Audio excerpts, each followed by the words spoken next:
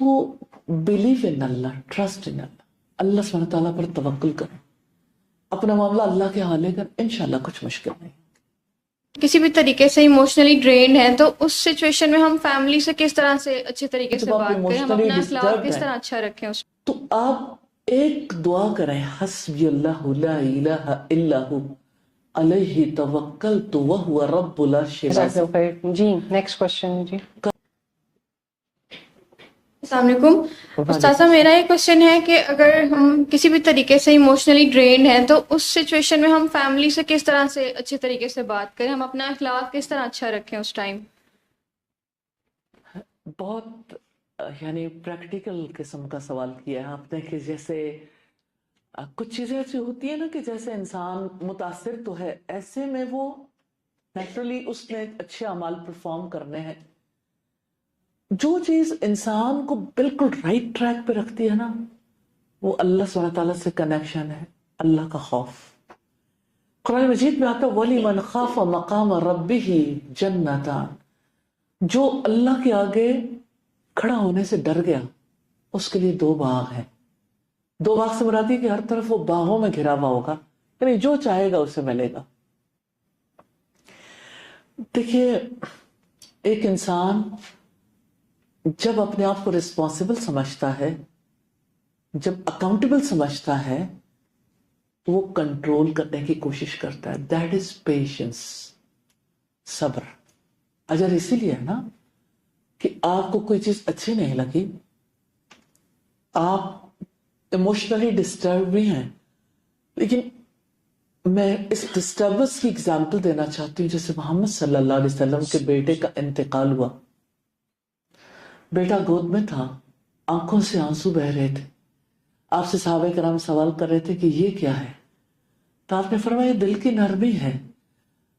اس موقع پر آپ مخاطب کر کے اپنے بیٹے کو کہہ رہے تھے کہ ابراہیم، تمہارے جانے پر دل غمگین ہے، آنکھ آنسو بہاتی ہے، لیکن زبان وہی کہے گی جو اللہ تعالیٰ چاہتا ہے۔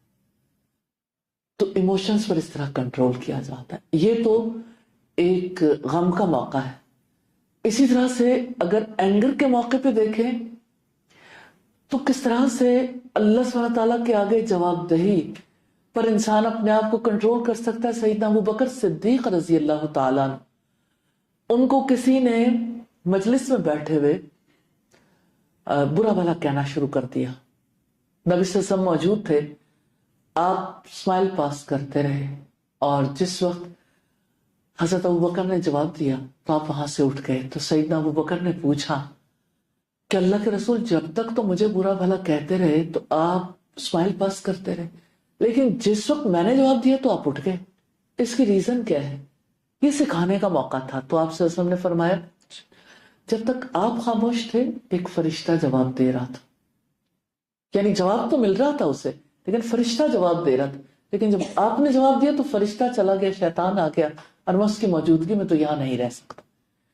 تو جو چیزیں انسان کو ایموشنلی کنٹرول سکھاتے ہیں وہ رسول اللہ کی سیرت ہے، اسوہ۔ جتنا جتنا آپ اخلاقیات کے میدان میں جیسے نبی صلی اللہ علیہ وسلم نے سکھایا اس کو پڑھیں گے، جانیں گے، انشاءاللہ تعالی کنٹرول ڈیفیکلٹ نہیں ہوگا۔ اینڈ اس موقع پہ جب آپ ایموشنلی ڈسٹربڈ ہیں تو آپ ایک دعا کریں، حسبی اللہ لا الہ الا ہو علیہ توکلت وہو رب العرش العظیم۔ کافی ہے مجھے اللہ، اللہ کے سوا کوئی عبادت کے لائق نہیں، علیہ توکلت، آپ پر میں نے توکل کیا، اور وہ عرش عظیم کا رب ہے۔ واللہ آپ کہہ کے دیکھیں، آپ کو پتہ بھی نہیں لگے گا کہ آپ کتنی آسانی کے ساتھ آپ کے ایموشنز کنٹرول ہو گئے، کیونکہ اب آپ کا اکیلے کا معاملہ نہیں، آپ کا رب آپ کے ساتھ ہے۔ اور اگر آپ قرآن مجید میں دیکھیں تو ایموشنز کو ہینڈل کرنے کے لیے انبیاء نے کیا کیا۔ مثال کے طور پر جیسے ہم انبیاء کو دیکھتے ہیں، جیسے اپنے ملک کو چھوڑ کے جانا، ہجرت کا موقع ہے اور نہیں پتا کہاں جانا ہے، ایسے موقع پہ جب بالکل آگے دیوار ہے، کچھ پتا نہیں کہاں جائیں گے، ان معی ربی سیہدین، بے شک میرے ساتھ میرا رب ہے، وہ میری رہنمائی کرے گا. تو آپ سوچیں کہ دل کو کتنا سکون مل جاتا ہے. تو believe in Allah, trust in اللہ, اللہ سبحانہ تعالیٰ پر توکل کرو, اپنا معاملہ اللہ کے حوالے کر, انشاءاللہ کچھ مشکل نہیں. جزاک اللہ خیر. وعلیکم السلام. تھوڑا پلیز آگے ہو جائیں. میڈم میرا کوشچن یہ ہے کہ ایک بچہ جس کو پیرنٹس کی نیگلیجنس یا ان کے برے رویے کا سامنا ہے, تو کیا اس کا ہارٹ جو فیلنگز ہوتی ہیں, ہم سب سمجھتے ہیں کہ اس کی فیلنگ ہم کامنلی دیکھتے ہیں, زیادہ تر بچوں کے بیہیویئرز اس وجہ سے خراب ہوتے ہیں, تو کیا وہ خود سے صبر کرتا ہے, دین پہ بھی عمل کرنے کی کوشش, دین کی روشنی میں صبر کرتا ہے, تو کیا وہ مکمل طور پہ ہیل اپ ہو سکتا ہے اگر والدین کی بالکل توجہ نہ دے رہے ہوں یا ان کا رویہ بہت زیادہ خراب ہو؟ بہت اچھے طریقے سے آپ نے اس طرف توجہ دلائی جو ہماری سوسائٹی کا بہت بڑا ایشو ہے. جس بچے کو والدین توجہ نہیں دے رہے, جو بچہ ڈسٹربڈ ہے, شاید وہ فیل کرتا ہے کہ میرے ماں باپ نے میرے پہ ظلم کیا, میرے ماں باپ نے یہ خراب کیا, یہ خراب کیا, یہ خراب کیا. وہ بچہ خراب ہے کیونکہ وہ باہر ڈھونڈ رہا ہے کہ میری پریشانی کا سبب باہر ہے. کبھی ماں باپ کو مجرم ٹھہرا رہا ہے, ماں باپ نہیں ہوں گے کسی اور کو ٹھہرائے گا, بلیم گیم کر رہا ہے. اصل بات یہ کہ اس بچے کو ماں باپ نے, اور پھر جب ماں باپ کے ہاتھوں سے وہ بڑا بھی ہو گیا تو اسے ماں باپ کا ادب نہیں سکھایا کہ ماں کون ہوتی ہے جس کے قدموں تلے جنت ہے, اور باپ کون ہوتا ہے جنت کے وسط کا دروازہ. اس سوسائٹی کا سب سے بڑا پرابلم یہ ہے کہ بچے کو جو ہے نا وہ کر کر کے منتیں, تیری عادت بگاڑ دی, دانستہ ہم نے تجھ کو ستمگر بنا دیا, کہ بچہ جانتا نہیں ہے کہ میرے پیرنٹس کون ہے میرے لیے. ساری کوشش والدین ہی کو کرنی ہے, اس بچے کا کوئی فرض نہیں ہے. والدین کا ادب, ماں کی جو اہمیت ہے اور ماں کی قدر کیے بغیر اگر کوئی بچہ سمجھتا ہے کہ میں جنت میں چلا جاؤں گا, غلط فہمی ہے. جس کے قدموں تلے جنت ہے اس کو راضی تو کر لیں, اور جو جنت کے وسط کا دروازہ ہے اس دروازے سے ہی گزرنا ہے نا بھائی. تو آپ اپنے جنت سے ہی خفا ہو نا, اور کس سے خفا ہو. اگر بچہ یہ سمجھتا ہے کہ ہاں میرے یہ پرابلمز ہیں, تو مجھے ایسا فیل ہوتا ہے کہ اس بچے کو صرف والدین کے بارے میں ٹیچ کرنا چاہیے. تو بڑا کامن پرابلم ہو جی, گیا. اس کی وجہ یہ ہے کہ ہم شاید روسو کی فلسفی سے زیادہ متاثر ہوئے, جان ڈیوی اور دیگر جو ویسٹرن جو ہے ایجوکیشنسٹ اور سائیکالوجسٹ ہیں, ان کے توسط سے ہمیں, یعنی ہماری سوسائٹی میں لوگوں نے سیکھا چائلڈ سینٹرڈ ایجوکیشن ہونی چاہیے. مجھے ایسا فیل ہوتا ہے کہ وی ہیو ٹو تھنک کہ بچے کو مرکز ہونا چاہیے یا ماں کو یا باپ کو یا پیرنٹس کو. اصل پر لوٹ آئے, جو اپنی روٹ ہے اس کو نہیں بھولنا چاہیے. جو اپنی جڑ کو خود کھود رہا ہے نا مجرم, وہ ہے, اس کا علاج ہونا چاہیے. سائیکولوجیکلی وہ کیس ہے, اس کو ٹھیک کرنا چاہیے. اور آج کی جنریشن کو یہ سکھانے کی ضرورت ہے. لیکن جو یوتھ ہمارے پاس آتی ہے, یا بہت سارے, وہ بڑا برملا کہتے ہیں ہماری بڑی ٹاکسک پیرنٹنگ ہے اور ہمارے پیرنٹس کی آپس میں نہیں بنتی, جس کی وجہ سے ہم ان طرح کے رویوں کا شکار ہو رہے ہیں. اور وہ جب ان کے مسائل سنو تو وہ, دیکھیے پیرنٹنگ ٹاکسک ہو سکتی ہے, اس میں کوئی شک نہیں کہ ماں باپ کی آپس میں نہیں بنی. جی ٹھیک ہے, مجھے ایسا فیل ہوتا ہے کہ ٹاکسک پیرنٹنگ بھی ہو, اصل بات یہ کہ پیرنٹس کا لو, پیرنٹس کی قدر و قیمت یہ نہیں سیکھی نا, یہ نہیں سکھائی گئی. تو جو پرابلم ہے اس کو دیکھیں, اس پرابلم کو اگر ریزالو نہیں کریں گے نا تو پھر کوئی چیز جو ہے وہ درست نہیں ہوگی. پیرنٹس کے معاملات اگر آپس میں خراب ہوتے, کتنے بچے ہیں, میں نے آج کل جتنے بچوں سے میری ملاقاتیں ہوئی ان میں سے بہت سارے بچوں نے کہا کہ ہمارے پیرنٹس کی آپس میں نہیں بنی, یا ماں الگ شادی کر لی, باپ کی الگ شادی ہو گئی. سو واٹ, ایسا ہو سکتا ہے کہ ماں باپ کی آپس میں نہیں بنی, لیکن بات یہ ہے کہ اولاد تو اولاد ہی ہے نا. تو اولاد کے لیے تو کوئی اور راستہ ہی نہیں ہے. اولاد کے لیے تو رسول اللہ کی بات ہے, تمہارے ماں باپ تمہارے لیے جنت بھی ہے اور جہنم بھی. یا ان کے توسط سے جنت حاصل کر لو, اور اگر ماں باپ کی قدر و قیمت نہیں پہچانتے تو پھر جہنم ہی ہے. دنیا بھی جہنم اور آخرت بھی. جیسے دنیا میں بیٹھا سوچ رہا ہے نا وہ بچہ کہ میرے ماں باپ نے یہ کیا, میرے ماں باپ نے یہ, تو اسی طرح آخرت میں بھی ہے. اور جہاں تک ٹاکسک پیرنٹنگ کا تعلق ہے, آپ یہ دیکھیے اس ایک ورڈ میں, اس ایک ٹرمینالوجی میں کیا ہے کہ بچہ بڑوں کے فیصلے کر رہا ہے. اب بچوں نے فیصلے کرنے ہیں, اب بچوں نے بتانا ہے کہ ماں باپ نے کیا اچھا کیا اور کیا برا کیا. میں یہ نہیں کہتی کہ بچے جو ہے وہ سمجھدار نہیں, بچوں کو ریجیکٹ کر دینا چاہیے, لیکن اتنے ججمنٹل کیوں ہیں بچے؟ وہ کیوں جج بن کے بیٹھے ہیں؟ ٹھیک ہے ماں باپ کی غلطیاں ہوں گی. اللہ سبحانہ تعالیٰ نے جب ماں اور باپ میں اختلاف ہو اس کے لیے خاندانی پنچایت بٹھانے کا حکم دیا ہے کہ ایک کوئی عقلمند آدمی, مرد کے گھر والوں میں سے کوئی عقلمند آدمی عورت کے گھر والوں سے, بچہ بٹھانے کا تو کسی نے نہیں کہا. یہاں کسی نے پنچ بھی نہیں بنایا اور خود بخود بچے فیصلے کر رہے ہیں. تو بچے یہ حق نہیں رکھتے, یہ بچوں کا رائٹ نہیں ہے کہ وہ بیٹھ کے ٹاکسک پیرنٹنگ پہ بات کریں. یہ ماں باپ نے اگر غلط کیا ہے تو ماں باپ کی غلطی جو ہے وہ ان کے ساتھ ہے, اس کی اصلاح کرنی چاہیے. جیسے ابراہیم علیہ السلام نے اصلاح کی تھی, یا ابتی لا تعبد الشیطان, اے میرے ابا جان آپ شیطان کی بندگی نہ کریں. تو ابراہیم علیہ السلام نے جس طرح اپنے والد کی اصلاح کی تھی, اسی طرح سے کوئی بچہ اپنے والدین کی اصلاح کرے گا تو اس بات پہ کہ اب شرک نہ کرو, اس بات پہ کہ اللہ سبحانہ تعالیٰ کے حق کو پورا کرو, اس بات پہ اصلاح کرے گا کہ آپ کو دنیا میں کیسی زندگی بسر کرنی ہے. لیکن یہ کہ سارے معاملات صرف یہیں پہ آ کے ٹھہریں گے کہ ماں باپ نے جو ہے بچے کے ساتھ سختی کیا, بچہ جو یعنی مینٹلی ڈسٹربڈ ہے.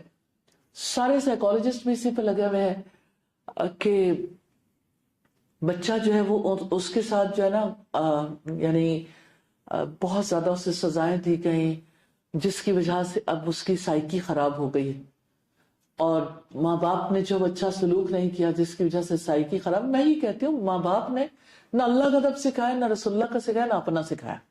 تو جو کرنے والے کام تھے ماں باپ نے نہیں کیے, لیکن جب بچے بڑے ہو گئے تو کم از کم انہیں تو کر لینے چاہیے, انہیں تو اپنا حساب کتاب دینا. تو یہ بچوں کا رائٹ نہیں ہے, ججمنٹل نہ بنے یہ جنریشن. بہتر. لیکن اکثر کیسز میں سوال آپ کا, تو سوری آپ کا کوئی اور پرسن ہے تو میں آگے پوچھتی ہوں. جی ایک میرا پوائنٹ یہ تھا کہ جو بالکل ہی ٹائم نہیں پیرنٹس دیتے یعنی بچوں کو, بہت سے یعنی کہ گھروں میں یہ پرابلم ہے کہ سم ٹائم کچھ پیرنٹس بالکل ٹائم ہی نہیں دیتے. تو وہ جو خلا ہے وہ کیسے پورا یعنی ہو سکتا ہے بچے کی پرسنالٹی میں سے کہ ان کے ساتھ, جیسے میڈم آپ بتاتی ہیں کہ آپ کے فادر آپ کو پوری توجہ دیتے تھے گھر پہ, آپ کی پوری پرسنالٹی لیکن میں. اگر آپ اس سے یہ سمجھیں کہ وہ 24 آورس ہمارے پیچھے ہی ہوتے تھے تو ایسا نہیں تھا. ان کے پاس ہمارے لیے چند منٹ ہی ہوتے تھے, وہ چند منٹ بھی کافی ہو جاتے. تو ایسا نہیں ہے کہ یعنی میرے فادر بہت بزی انسان تھے اور ان کے پاس ہمارے لیے جو چند لمحے ہوتے تھے ان لمحوں کو وہ کیش کراتے تھے. یعنی ان میں وہ ہمیں پڑھاتے بھی تھے اور ان میں وہ یعنی ظاہر ہے کہ جو سکھانا ہوتا تھا وہ سکھاتے تھے. باقی یہ کہ ہماری بہت زیادہ ملاقات نہیں ہوتی تھی. اور اگر آپ یہ کہیں کہ ٹائم بہت زیادہ ہوتا تھا تو ہم اپنے والد کے ساتھ جب وہ آتے تھے بیٹھتے تھے, وہ سارا وقت بیٹھ کے جب واپس آتے تھے تو کچھ نہ کچھ پڑھ رہے ہوتے تھے, کبھی کوئی میگزین, نیوز پیپر یا کوئی کتاب. تو ہم ساتھ بیٹھے رہتے تھے کہ ٹھیک ہے ابھی وہ بزی ہیں لیکن ہم نے جو باتیں کرنی ہوتی تھی ہم کہتے رہتے تھے. یہ ساری چیزیں بھی اپنی جگہ پر تھیں. تو یہ ہے کہ آپ اسے کلیئر کریں گے نا کہ پیرنٹس جو ٹائم نہیں دیتے انہیں ٹائم دینا چاہیے. میں یہ سمجھتی ہوں کہ صرف ٹائم نہیں, ہیلدی ٹائم, تربیت کے لیے وقت دینا چاہیے. تو تربیت کے لیے وہی ہیلدی ٹائم دے گا نا جس کو خود بھی تربیت کرنی آتی. تو سوسائٹی کا المیہ یہ ہے کہ اگر پیرنٹس کو پیرنٹنگ نہیں آتی تو یہ بچے ججمنٹل نہیں بنے گے کہ وہ کہیں, لیکن بچوں کو بھی تو بچہ بننا نہیں آتا. انہیں کب پیرنٹس کے ساتھ اپنے تعلقات کو سیدھا کرنا ہے, یعنی پوری یہاں تو کتنی یونیورسٹیز ہیں, کتنے کالجز ہیں, لاکھوں بچہ ایک ایک سٹی میں پڑھنے کے لیے جاتا ہے, لیکن آپ مجھے وہ بچے نکال کے دکھائیں, وہ جیسے اقبال نے کہا تھا وہ فیضان نظر تھا یا کہ مکتب کی کرامت تھی, سکھائی کس نے اسماعیل کو آداب فرزندی. تو ابراہیم علیہ السلام کتنا وقت دیتے تھے, سارے کیے تھے, آپ نے تو مجھے کبھی ٹائم ہی نہیں دیا, آپ کبھی ہمارے پاس آتے نہیں, میں بڑا ہو گیا, ساری زندگی دیکھا نہیں, اور اب آپ آئے ہیں اور اب آپ چاہتے ہیں کہ یعنی آپ مجھے ذبح کر دیں. تو کوئی شکوہ تو نہیں کیا تھا. بیٹے نے تو یہ کہا تھا کہ آپ کو جو حکم دیا جا رہا ہے آپ کر ڈالیے, ستجدنی انشاءاللہ من الصابرین, انشاءاللہ آپ مجھے صبر کرنے والوں میں سے پائیں گے. تو یہ رول ہے نا پیرنٹس کا, جو پیرنٹس کو سکھانا چاہیے.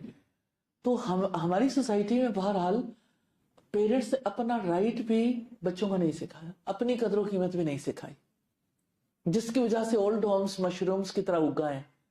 اور پیرنٹس کی جو ہے اس وقت یعنی سوسائٹی میں سب سے مظلوم طبقہ پیرنٹس کا ہے. اور یہ ایسا نہیں ہے کہ اس نسل میں پیرنٹس کی یہ صورت ہے, اگلی نسل میں سوچیں کیا ہوگا, اور اس سے اگلی نسل میں کیا ہوگا, ہم کس طرف کو جا رہے ہیں. Again it's a bad parenting. دیکھیے بیڈ پیرنٹنگ کا حل ہے کہ پیرنٹنگ سیکھ لیں, اللہ سے توبہ کر کے, تو جو کرنے والے کام ہیں وہ ضرور کر لیں. اور باقی یہ ہے کہ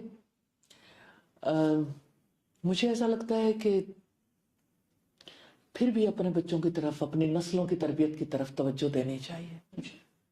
جزاک اللہ خیر. استاذہ ایک اور سوال ہے کہ استاذہ ہم ساری زندگی دنیا کے پیچھے بھاگتے ہیں, حالانکہ ہم جانتے ہیں کہ آخرت میں سب ختم ہو جائے گا اور کچھ کام نہ آئے گا, پھر بھی ہم دنیا کے پیچھے بھاگنا چھوڑ نہیں پاتے, اس کی کیا وجہ ہے؟ دنیا نظر آتی ہے, آخرت نظر نہیں آتی. دنیا ہم برتتے ہیں, آخرت کے بارے میں یہ ہے کہ جب سر پہ آئے گی دیکھی جائے گی.